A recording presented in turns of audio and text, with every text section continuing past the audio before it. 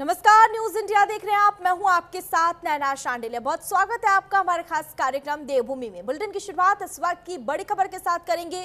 कुंभ 2027 को लेकर मुख्यमंत्री पुष्कर सिंह धामी का बड़ा बयान सामने आया। उन्होंने कहा कि भव्य और दिव्य होगा इस बार का हरिद्वार कुंभ। केंद्र सरकार ने 500 करोड़ रुपए राशि जारी की है। होली के अवसर पर मुख्यमंत्री पुष्कर सिंह धामी ने एक बार फिर दोहराया कि इस बार का जो हरिद्वार कुंभ होगा वो भव्य और दिव्य होगा। ब्रेकिंग न्यूज, इस वक्त की बड़ी खबर आप तक पहुंचा रहे हैं। केंद्र सरकार ने भी सहयोग राशि के रूप में 500 करोड़ रुपए कुंभ की तैयारी के लिए जारी कर दिए हैं। सरकार और जिला प्रशासन पूरी रूपरेखा तय करेंगे और इस बार के कुंभ को ऐतिहासिक बढ़ाने के लिए रणनीति बना रहा है। आगामी 7 तारीख को गृह मंत्री अमित शाह भी हरिद्वार दौरे पर रहेंगे और उनके साथ भी कुंभ को लेकर विमर्श किया जाएगा और केंद्र सरकार से पूर्ण सहयोग की अपील की जाएगी। मुख्यमंत्री ने आश्वासन दिया कि जो भी श्रद्धालु देवभूमि में आएंगे वह यहां से एक अच्छा अनुभव लेकर जाएंगे।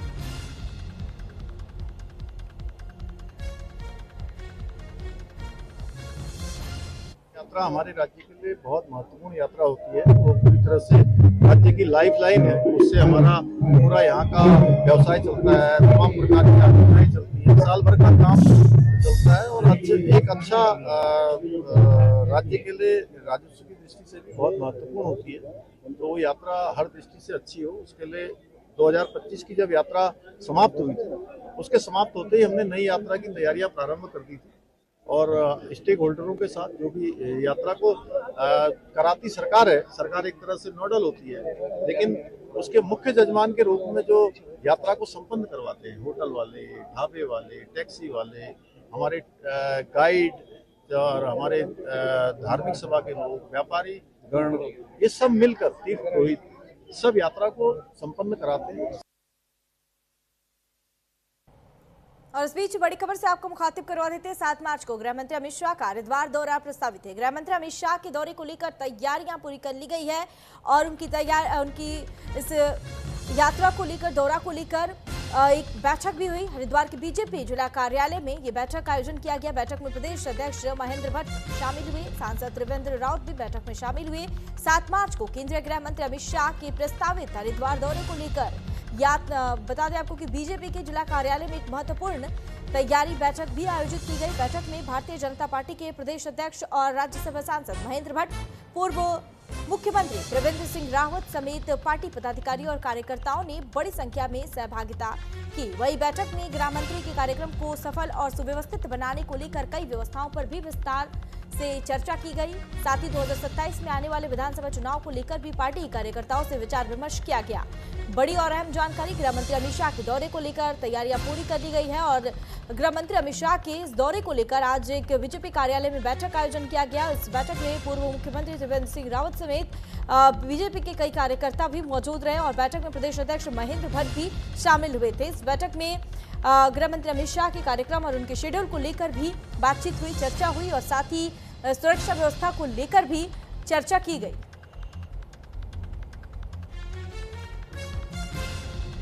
सात मार्च को गृह मंत्री अमित शाह हरिद्वार दौरे पर आएंगे और अमित शाह के इस दौरे को लेकर बीजेपी ने पूरी तैयारी कर ली है। इस प्रवास से बहुत उत्साही हैं, उनके स्वागत के लिए तैयारी हो रही है और बहुत विशाल रैली यहाँ पर होगी। सर, सहकारिता का भी स्टोर वहाँ पर लगेंगे, प्रदर्शनी लगेगी। सहकारिता है, जो 3 संशोधन बड़े हुए हैं, जो नई जो अन्य न्याय संहिता जो बीएनएस बोलते हैं हम शॉर्ट में, तो उससे संबंधित भी तमाम प्रदर्शनियाँ लगेगी और राज्य सरकार की जो 4 साल की बृहद उपलब्धियाँ हैं वो भी वहाँ पर दर्ज है। खबरों में आगे बढ़ेंगे। होली का त्योहार पूरे देश के साथ साथ उत्तराखंड में भी हर्षोल्लास के साथ मनाया जा रहा है, लेकिन इस दौरान सड़क हादसों और हुड़दंग की घटनाएं भी बढ़ जाती है। शराब पीकर वाहन चलाने और आपराधिक गतिविधियों से कानून व्यवस्था पर असर पड़ता है। ऐसे में इस बार होली की शांतिपूर्ण ढंग से संपन्न कराने के लिए देहरादून पुलिस ने क्या रणनीति तैयार की है और शहर में बढ़ते ट्रैफिक दबाव से निपटने के लिए क्या विशेष इंतजाम किए गए हैं, इन्हीं मुद्दों को लेकर न्यूज इंडिया के संवाददाता हरिवंश वशिष्ठ ने देहरादून के एसएसपी प्रमेंद्र डोभाल से खास बातचीत की। उन्होंने क्या कुछ कहा, सुनिए। पूरे देश के साथ साथ प्रदेश में भी होली को लेकर उत्सुकता देखने को मिलती है, लेकिन उत्सुकता और एंजॉयमेंट के साथ साथ सड़क हादसे भी देखने को मिलते हैं, क्योंकि ड्रिंक एंड ड्राइव के काफी केसेस देखने को मिलते हैं। ऐसे केसेस रोकने के लिए इस बार देहरादून पुलिस ने अपनी कमर कस ली है। बातचीत करने के लिए हमारे साथ हैं देहरादून के एक्टिव एसएसपी प्रवीण डोभाल। किस तरह से देखते हैं सर आप अब जो क्योंकि होली है और लगातार जो है केसेस देखने को मिलेंगे, तो ऐसे जो है उड़दंगी जो है इस बार उड़दंग मचाने का जो काम करेंगे, इन पर रोक लगाने के लिए, दबोचने के लिए क्या कुछ तैयारी की जाएगी? सबसे पहले तो मैं आपके माध्यम से समस्त प्रदेशवासियों को, समस्त देहरादून वासियों को इस होली के त्यौहार की बहुत बहुत शुभकामनाएं देता हूं। हर वर्ष की भांति इस वर्ष भी होली का त्यौहार पूरे हर्षोल्लास से मनाया जा रहा है और इसमें आज होलिका दहन से लेकर लगातार होली के तक हमारी पुलिस फोर्स लगातार मुस्तैद रहेगी। संपूर्ण देहरादून जनपद को विभिन्न 6 जोनों में विभाजित किया गया है, जिसमें सर्कल अफसर लेवल के अधिकारी को लगाया गया है। इनके साथ थाना पुलिस के साथ साथ 3 कंपनी पीएसी अतिरिक्त दिया गया है। साथ में ट्रैफिक पुलिस और सीपीयू भी लगातार रोड पे अपनी प्रेजेंस बनाए रखेगी। किसी प्रकार के कोई हुड़दंग को या किसी भी प्रकार की कोई रैश ड्राइविंग अगर संज्ञान में आती है, उसके खिलाफ सख्त वैधानिक कार्रवाई हम लोगों के द्वारा की जाएगी। मुझे पूरा यकीन है कि इस वर्ष होली का त्यौहार हर्षोल्लास के साथ साथ पूरे शांति के साथ मनाया जाएगा। सर, देहरादून में एक सबसे बड़ी चुनौती ट्रैफिक को भी माना जाता है। किस तरह से देखते हैं कि आने वाले समय में क्या इसके पुलिस प्रशासन के पास कोई ऐसी प्लानिंग है कि जिससे जो है ट्रैफिक को थोड़ा सा कंट्रोल किया जाए? देखिए, इस पर ट्रैफिक डायरेक्टरेट लगातार वर्क करता रहा है और जनपद पुलिस को जो भी निर्देश वहाँ से प्राप्त होते हैं, हम लोग उसी के अनुरूप कार्य करते हैं। जो पिछले कुछ समय से ये देखने में को मिला है कि जो हमारा देहरादून जनपद है, इसको एक अपर जो रिंग रोड है उसकी बहुत ज़्यादा आवश्यकता है, जो पूरे जनपद देहरादून को बाईपास करने के लिए बहुत ज़्यादा ज़रूरी है। जो स्ट्रक्चरल जिसमें चेंजेस भी किए जाने हैं, वो ऑलरेडी एक प्रस्ताव भेजा गया है। उसके साथ ही जो हमारा ट्रैफिक का दबाव है वो कम होगा और साथ में जो हमारा कोर एरिया है उसमें जो आड़त बाज़ार है या अन्य जो बाज़ार है उसको भी बाहर शिफ्टिंग के लिए पहले प्रपोजल गया है।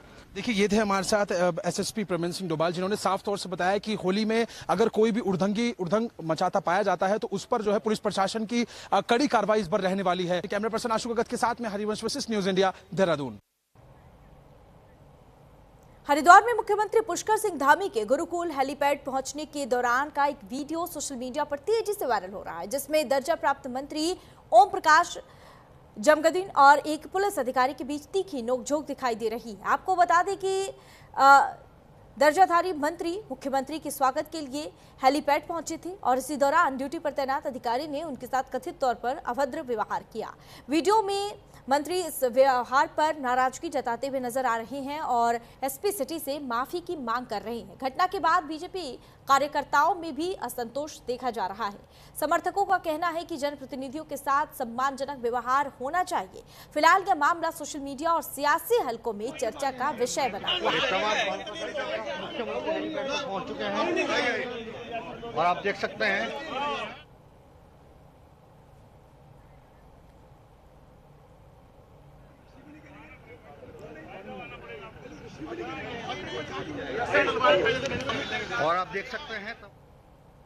मुख्यमंत्री से मिलने के लिए हेलीपैड पर पहुंचे हुए हैं और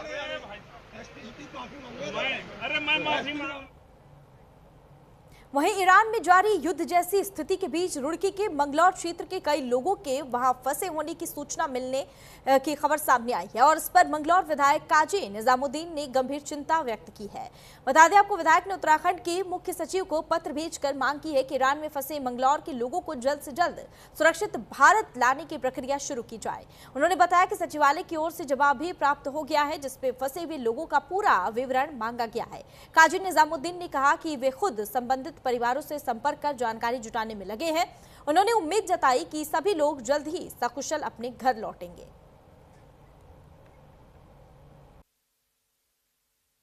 3 दर्जन के लगभग लोग मंगलौर के ईरान में हैं। कुछ बच्चे वहाँ पढ़ते हैं, मेडिकल एजुकेशन ले रहे हैं, कुछ अलग अलग जगह पढ़ रहे हैं, कुछ वहाँ जॉब कर रहे हैं। तो उनके बारे में मैंने कल चीफ सेक्रेटरी उत्तराखंड को एक लेटर लिखा था।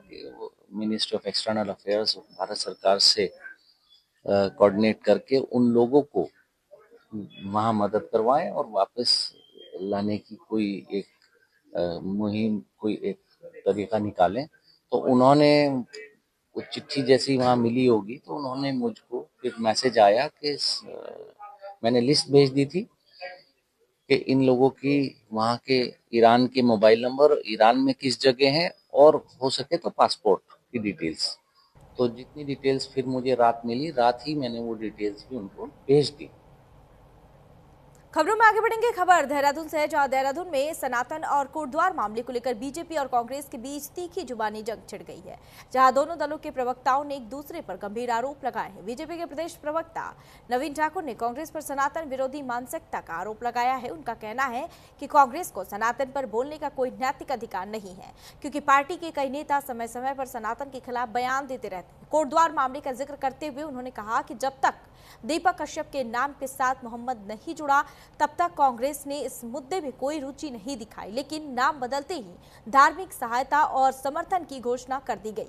बीजेपी ने इसे तुष्टीकरण की राजनीति करार दिया है। वहीं कांग्रेस की प्रदेश प्रवक्ता गरिमा दसौनी ने बीजेपी के आरोपों को पूरी तरह निराधार बताया है। उनका कहना है कि कांग्रेस को खुद को सनातन समर्थक साबित करने के लिए किसी प्रमाण की आवश्यकता नहीं है। उन्होंने पलटवार करते हुए कहा कि बीजेपी नेताओं को दूसरों को उपदेश देने से पहले अपने नेताओं के आचरण पर भी ध्यान देना चाहिए। देखिए, कांग्रेस तो सनातन की बात ना ही करे तो अच्छा है। ये वही कांग्रेस है जो सनातन पर लगातार प्रहार करती है।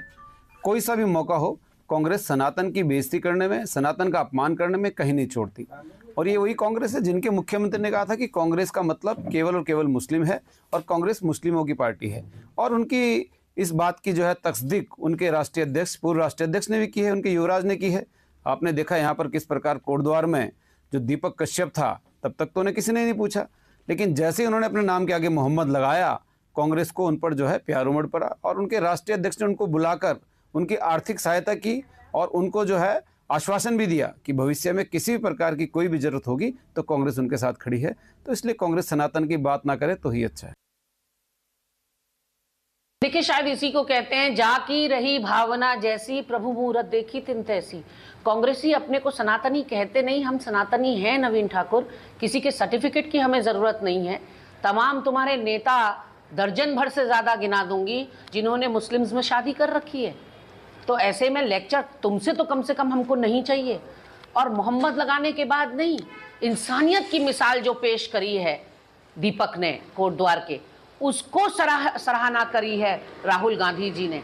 उसकी जान को लगातार जिस तरह से खतरा बना हुआ है, जिस तरह से हर छोटा बड़ा हिंदूवादी संगठन प्रेस कॉन्फ्रेंस करके कोई उसके सर की कीमत लगा रहा है, कोई उसके व्यवसाय की कीमत लगा रहा है, कोई कह रहा है हम कूच करेंगे, पुलिस प्रशासन तुम बीच में मत आना, मुख्यमंत्री पुष्कर सिंह धामी तुम्हारी सरकार बीच में ना आए, हम उसको ठिकाने लगा देंगे। उसको सब्बल देने का काम किया है। यही हिंदू धर्म सिखाता है। देहरादून स्थित मुख्यमंत्री आवास पर होली मिलन समारोह की जबरदस्त धूम देखने को मिली, जहां उत्तराखंड की पारंपरिक संस्कृति के रंगों में हर कोई सराबोर नजर आया। इस खास मौके पर मुख्यमंत्री पुष्कर सिंह धामी की पत्नी गीता धामी ने प्रदेशवासियों को होली की शुभकामनाएं दी और साथ ही महिला सशक्तिकरण पर सरकार के विजन को साझा किया। उन्होंने विशेष रूप से लखपति दीदी योजना का जिक्र करते हुए बताया कि कैसे प्रदेश की महिलाएं आर्थिक रूप से आत्मनिर्भर बनकर सशक्त हो रही हैं। इन्हीं तमाम मुद्दों को लेकर न्यूज इंडिया के संवाददाता हरिवंश वशिष्ठ ने मुख्यमंत्री की पत्नी गीता धामी से खास बातचीत की। देखिए। पूरे देश के साथ साथ जो है प्रदेश में भी जो है होली की उत्सुकता देखने को नजर आ रही है। बातचीत करने के लिए हमारे साथ मौजूद हैं गीता धामी, पुष्कर सिंह धामी की धर्मपत्नी। मैम, किस तरह से देखती हैं इस बार की जो होली है, हर वर्ष की तरह मुख्यमंत्री आवास में मनाई जा रही है, आप भी मौजूद हैं, लगातार प्रदेश की जनता आ रही है और रंगने का काम कर रही है, किस तरह से देखती हैं? सबसे पहले तो मैं बहुत बहुत बधाई देती हूँ रंगों के त्यौहार होली की। और हर वर्ष की तरह इस वर्ष भी हमारे देहरादून सीएम आवास में होली का त्यौहार मनाया जा रहा है। और पूरे उत्तराखंड का कल्चर यहाँ पर सभी लोग देख रहे हैं और मिलजुल करके अपने अपने अलग अलग तरह से तौर तरीक़ों से होली को मना रहे हैं, गा रहे हैं लोग गीत। होली के जो बैठकी होली, खड़ी होली, बहुत तरह की होली यहाँ पर मनाई जाती है। तो सभी लोगों के साथ में हम लोगों ने होली मनाई है, बहुत अच्छा है। बुराई पर अच्छाई की जीत और असत्य पर सत्य की विजय का यह प्रतीक है, अनेकता में एकता का प्रतीक है। और सभी लोग मिलजुल करके अपने त्योहारों को मनाते हैं, खुशियों को मनाते हैं। यह अवसर होता है सभी से मिलने जुलने का और खुशियों को मनाने का। मेरी बहुत शुभकामनाएं हैं।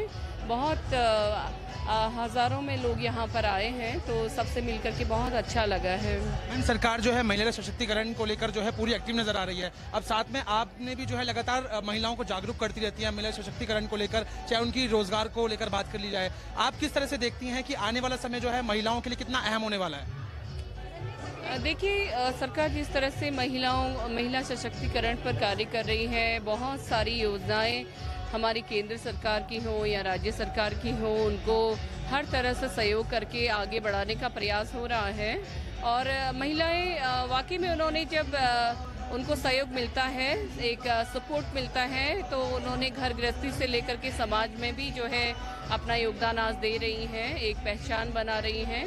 और सरकार की जो योजनाएं हैं दूरस्थ क्षेत्रों तक और अंतिम छोर में खड़े हुए व्यक्ति तक पहुंचे, यही सबका उद्देश्य है। ये थी हमारे साथ पुष्कर सिंह धामी की धर्मपत्नी गीता धामी, जिन्होंने साफ तौर से पूरे प्रदेश को जो है होली की शुभकामनाएं देने का काम किया है। साथ ही उन्होंने कहा है कि सरकार पूरी प्रतिबद्ध है महिलाओं को लेकर और आने वाला जो समय है वो महिलाओं के लिए बहुत अहम होने वाला है। महिलाओं से जुड़ी चाहे सारी योजनाओं की बात कर ली जाए, चाहे महिला सशक्तिकरण की बात करी जाए, सरकार पूरी तरह से तैयार है। अपने कैमरा पर्सन आशु भगत के साथ में हरिवंश वशिष्ठ, न्यूज इंडिया, देहरादून। आज चंद्र ग्रहण है और इसके चलते सुबह 6:20 पर सूतक लग गया और इसके चलते यहाँ के हर के पौड़ी समेत सभी मंदिरों के कपाट बंद कर दिए गए हैं। और गंगा आरती के बाद ग्रहण की सूतक काल शुरू हो जाने के चलते मंदिरों के कपाट बंद कर दिए गए हैं। ग्रहण के चलते और सूतक काल शुरू होने के चलते सुबह से ही हर की पौड़ी के गंगा घाट खाली हो गए हैं और भगवान को गंगाजल से स्नान करवाकर चंदन पूजा करने के बाद शाम की आरती 8 बजे की होगी और इसके बाद ग्रहण के बाद मंदिर खुल जाएंगे।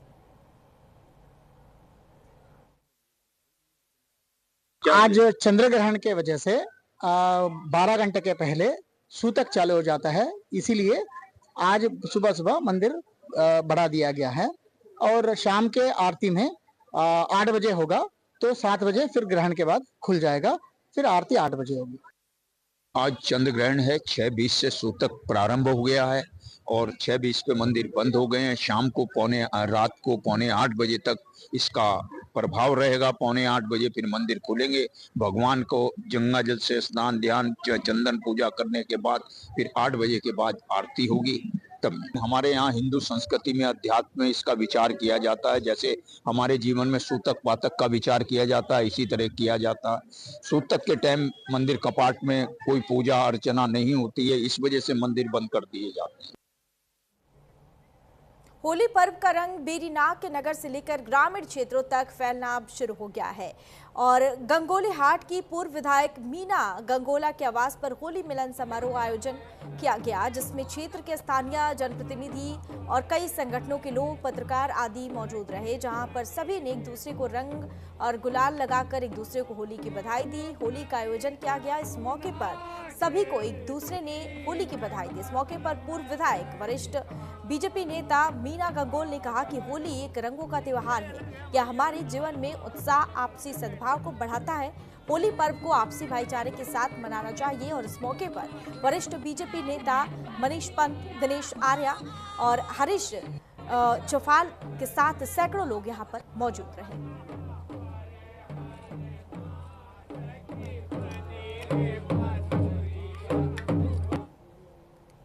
सबसे पहले मैं समस्त देशवासियों को, समस्त प्रदेशवासियों को इस बसंत ऋतु में आने वाली इस रंगों का त्योहार, होली त्योहार की सबको बहुत बहुत बधाई, शुभकामनाएं देती हूँ। और ये रंगों का त्योहार है और सभी कार्यकर्ताओं के, सभी देश प्रदेशवासियों के जीवन में और खुशहाली आए और सुख समृद्धि आए, यही शुभकामनाओं के साथ आज की होली आप लोगों के साथ मना रही हूँ। और समस्त हमारे पार्टी कार्यकर्ता और इस क्षेत्र की समस्त सम्मानित जनता, मैं आपका बहुत बहुत हृदय से आभार व्यक्त करती हूँ। आज सबको पता है, आज होली का उत्सव हम पूरे प्रदेश में, पूरे देश में धूमधाम से मनाया जा रहा है। आज हम सब लोगों ने गंगोली हाट विधानसभा के पूर्व विधायक श्रीमती मीना गंगोला जी के आवास में भव्य और दिव्य होली का आयोजन यहाँ पर हो रहा है। हम सब लोग इसको हर्षोल्लास के साथ मना रहे हैं और यह जो होली का पर्व है, मिलन का पर्व है, सभी देशवासी, प्रदेशवासी इस होली के पर्व को मिलन के तौर पर मनाते हैं। मैं सभी प्रदेशवासियों को तहे दिल से होली पर्व की तहे दिल से हार्दिक शुभकामना देता हूँ। खबरों में आगे बढ़ेंगे। खबर विकास नगर से है, जहां विकास नगर में इस बार होली का जश्न सिर्फ रंगों तक सीमित नहीं रहा, बल्कि इसमें सियासी रंग भी जमकर देखने को मिले हैं। क्षेत्रीय विधायक मुन्ना सिंह चौहान ने अपने समर्थकों और कार्यकर्ताओं के साथ एक निजी फार्म हाउस में भव्य होली मिलन समारोह का आयोजन किया। कार्यक्रम में उनकी धर्मपत्नी और पूर्व जिला पंचायत अध्यक्ष मधु चौहान भी मौजूद रहे। दोनों ने कार्यकर्ताओं को गुलाल लगाकर होली की शुभकामनाएं दी और आत्मीय संवाद किया। ढोल नगाड़ों की गूंज, अबीर गुलाल की बौछार और रंगों की उमंग के बीच विधायक ने कहा कि होली आपसी भाईचारे, प्रेम और सामाजिक एकता का पर्व है। उन्होंने प्रदेश और प्रदेशवासियों को सुख समृद्धि की कामना की और साथ ही समारोह में कार्यकर्ताओं का भी उत्साह देखने को मिला और पूरे आयोजन में पारंपरिक रंगत के साथ राजनीतिक एकजुटता की झलक भी साफ नजर आई। भारत त्योहारों का देश है, बहुरंगी संस्कृति, और होली तो हमारे देश की परंपराओं, आध्यात्म, सब चीज का मिश्रण है। अधर्म पे धर्म की विजय है और ये एक बहुत ही वसंत ऋतु का आगमन है तमाम तरीके के, और इसी वजह से ये गुलाल रंग बिखेर करके हम बस ईश्वर से भी यही प्रार्थना करते हैं कि मेरे क्षेत्र के लोगों के जीवन में, हमारे प्रदेश के लोगों के जीवन में, देशवासियों के जीवन में हमेशा खुशियों के रंग इसी प्रकार से खिलते रहें। रुद्रपुर के बाजार में होली की रंगत दिखाई दे रही है। दुकानों पर रंग बिरंगे रंग, गुलाल और पिचकारी लोगों को खूब लुभा रही है। दुकानदारों के बाजार में बढ़ती भीड़ को लेकर खुश दिखाई दे रहे हैं। व्यापारियों के मुताबिक इस होली पर सबसे ज्यादा अलग अलग डिजाइन की पिचकारियों की मांग बढ़ी है। वहीं पीएम मोदी और सीएम योगी के मुखौटे भी खूब बिक रहे हैं। जहां गुलाल, पारंपरिक रंगों और आकर्षक पिचकारियों की भारी भीड़ देखी जा रही है, तो वहीं बाजारों में खरीदारों की चहल पहल से रौनक बढ़ गई है।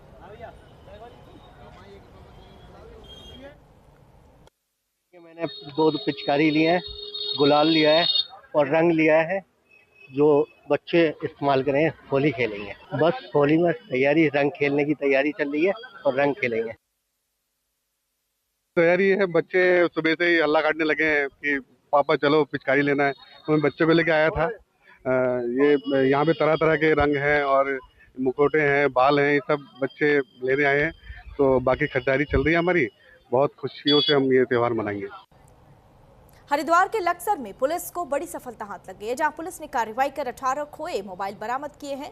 आपको बता दें कि पुलिस को CEIR पोर्टल के जरिए पुलिस को शिकायत मिली थी, जिसके बाद कार्रवाई कर खोए हुए मोबाइल पुलिस ने बरामद किए हैं, जिनकी कीमत करीब 3 लाख रुपए बताई जा रही है। इसके बाद पुलिस ने बरामद किए गए मोबाइलों को उनके स्वामियों को सुपुर्द कर दिए।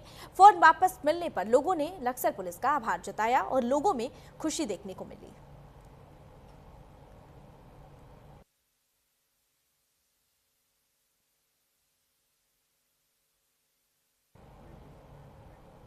रुद्रपुर में नशे के खिलाफ गदरपुर पुलिस और STF ने बड़ी कार्रवाई करते हुए एक मेडिकल स्टोर में भारी मात्रा में नशीले कैप्सूल, गोलियां और प्रतिबंधित कफ सिरप भी बरामद किया है। पुलिस ने इस पूरे मामले में मेडिकल मालिक को गिरफ्तार कर लिया है और SSP अजय गणपति ने बताया कि साल 2026 में उत्तराखंड में बरामद होने वाली नशीली दवाओं की यह सबसे बड़ी खेप है। 2 मार्च को मुखबिर के सूचना के आधार पर STF कुमाऊं की टीम तथा औषधि निरीक्षक उधम सिंह नगर और थाना गदरपुर की टीम में गदरपुर मार्केट में स्थित एक मेडिकल स्टोर पे छापेमारी की, जिसमें राजकुमार पुत्र बनवारी लाल, जो इस मेडिकल स्टोर को स्वयं संचालित करते थे, उनको गिरफ्तार कर लिया गया है और उनके पास से 9,416 प्रतिबंधित कैप्सूल, 1300 टैबलेट तथा 51 कफ सिरप बरामद हुए। इसमें मुकदमा पंजीकृत कर अग्रिम कार्रवाई की जा रही है। बुलेटिन में फिलहाल के लिए बस इतना ही। आप रुकेंगे एक छोटे से ब्रेक के लिए। ब्रेक के बाद फौरन हाजिर होंगे।